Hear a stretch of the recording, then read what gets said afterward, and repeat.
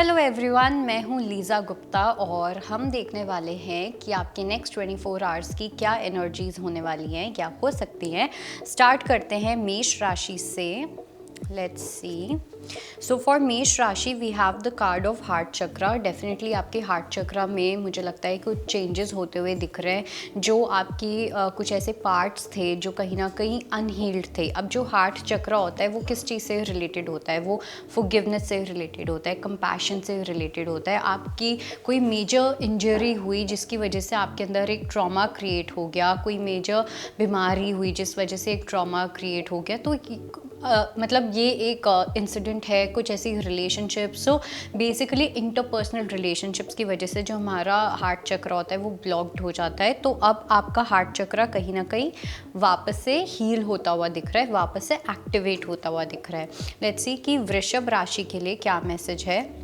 We have the card of accelerated motion and we also have number 8। मुझे ऐसा लगता है कि आप काफ़ी ज़्यादा होपफुल होते हुए दिख रहे हो। ठीक है, आपने बहुत सारी उम्मीदें लगाई हुई हैं यूनिवर्स से, बहुत सारी उम्मीदें लगाई हुई हैं भगवान से कि ये जो आपकी विश है ये आपकी पूरी हो। आपका फेथ भी जो है वो इस टाइम पे बहुत ज़्यादा स्ट्रॉन्ग है। तो थोड़ा सा एक ऐसी सिचुएशन हो सकती है कि किसी सिचुएशन में आपका जो फेथ है वो टेस्ट हो।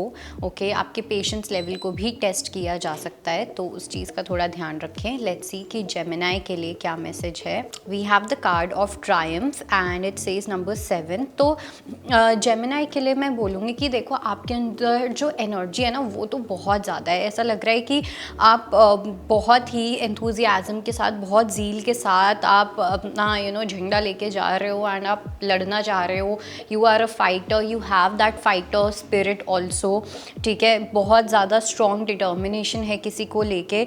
But at the same time मुझे ऐसा लगता है कि या तो आपकी बॉडी जो है वो आपका साथ नहीं दे रही है, आपकी बॉडी बहुत एग्जॉस्टेड है। ठीक है, और ये जो आपके अंदर एनर्जी है ना, एनर्जी से ज़्यादा ये एंगर है। तो सबसे पहले तो आपको इस एंगर को थोड़ा सा बैलेंस आउट करने की नीड है, जिससे कि वो आपकी बॉडी के अलाइनमेंट में आए। लेट्स सी कि कर्क राशि के लिए क्या मैसेज है। We have the card of new beginnings. Definitely एक न्यू बिगनिंग के लिए आप यहाँ पे रेडी होते हुए दिख रहे हो।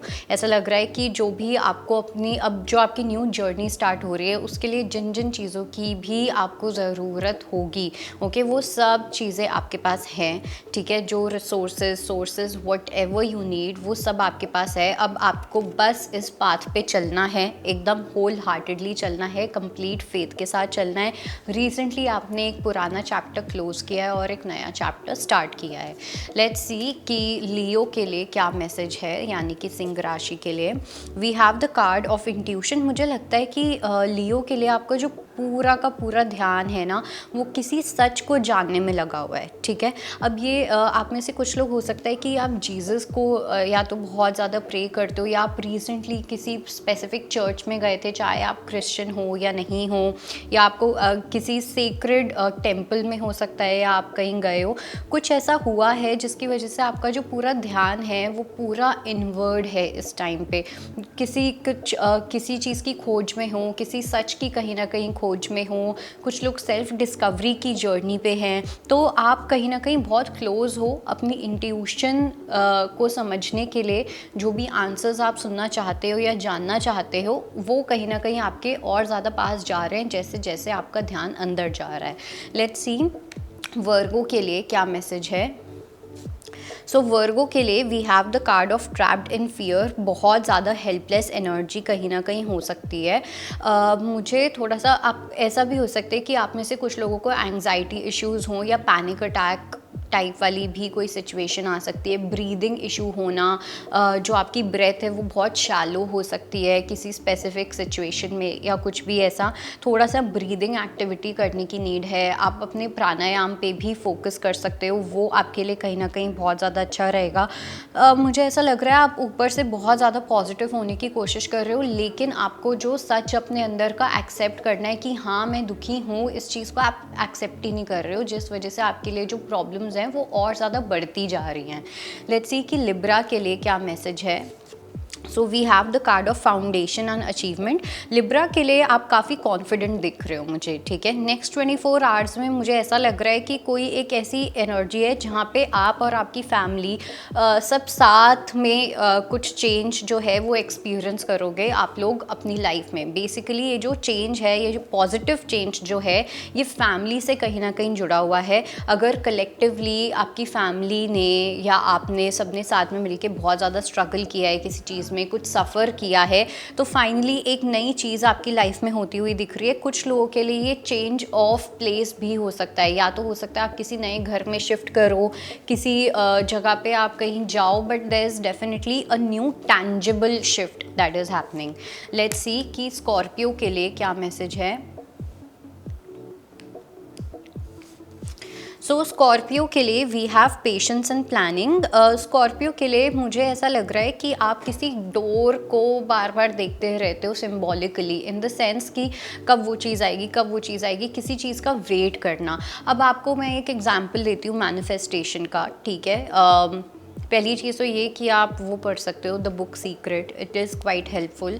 अब मैं आपको बोलूँ कि आप एक रेस्टोरेंट में जाते हो, आप एक डिश अपनी फेवरेट ऑर्डर करते हो, आपने ऑर्डर कर दिया, अब आपको पता है कि वो डिश आ जाएगी, आप पूरे टाइम देखते नहीं रहते हो कि वेटर कब लेके आएगा, कब लेके आएगा, कब लेके आएगा, राइट। वो चीज़ नहीं होती है। यू नो इट कि मैंने ऑर्डर कर दी और जैसे ही वो रेडी हो जाएगी वैसे ही वो आ जाएगी, और वैसे ही आपकी लाइफ में ये मैनिफेस्टेशन वर्क कर रही है। आपने यूनिवर्स को बता दिया आपको क्या चाहिए, अब उस चीज़ को लेके पेशेंटली वेट करो, don't be so much into that cluttered energy. Let's see कि सैजिटेरियस के लिए क्या मैसेज है। सो सैजिटेरियस के लिए we have number 5 and we have conflict and defeat. Definitely एक ऐसा टाइम आपका चल रहा है जहाँ पे या आप कुछ ऐसा एक्सपीरियंस कर रहे हो जहाँ पे आप किसी टाइप की हार को एक्सपीरियंस कर रहे हो, ठीक है। किसी टाइप की कॉन्फ्लिक्ट को आप एक्सपीरियंस कर रहे हो। स्पिरिचुअलिटी में हम इसको बोलते हैं dark night of the soul, ठीक है। आप इसे गूगल करना, आपको समझ आएगा कि dark night of the soul में क्या क्या होता है। कहीं ना कहीं आप बहुत ज़्यादा अकेले पड़ जाते हो, लेकिन इसका जो कॉज होता है या इसका जो मेन रीज़न होता है वो ये होता है कि आप अपने अंदर के भगवान को जगाते हो उस चीज़ से, ठीक है। और वो चीज़ आप करते हुए दिख भी रहे हो। कहीं ना कहीं जो भी अभी तक आप स्पिरिचुअल जर्नी पे रहे हो या जितना भी आपने वर्क किया है, आपकी स्पिरिचुअलिटी ही इस टाइम पे आपका सबसे ज़्यादा साथ दे रही है, ना कि कोई एक्सटर्नल सिचुएशन। लेट्स सी कि कैप्रिकॉर्न्स के लिए क्या मैसेज है। सो मकर राशि वालों के लिए we have the card of choose wisely. बहुत सारे डायरेक्शंस आपको दिख सकते हैं, ठीक है। आपको अलग अलग लोग बताने आ सकते हैं कि आपको क्या करना चाहिए। आप लोगों के पास कुछ ना कोई गाइड करने के लिए आ सकता है। इंस्टेड ऑफ गेटिंग कन्फ्यूज्ड, जहाँ पे हो आपको इस टाइम पे वहीं रहना है, ठीक है। बिल्कुल भी अपनी जर्नी को चाहे कितना ही कंफ्यूज्ड हो जाओ, वो डेस्परेशन नहीं होनी चाहिए कि मुझे आंसर आज ही मिलना चाहिए, मुझे क्लैरिटी आज ही मिलनी चाहिए। बिकॉज मुझे एक सर्टन लेवल ऑफ डेस्परेशन दिख रही है जिसकी वजह से आप अलग अलग लोगों के पास जा सकते हो, आपको अलग अलग आंसर्स मिलेंगे एंड हेंस आप और ज़्यादा कन्फ्यूज्ड हो जाओगे। लेट्स सी कि एक्वेरियस के लिए क्या मैसेज है। So we have the card of the waiting game and we have number 2.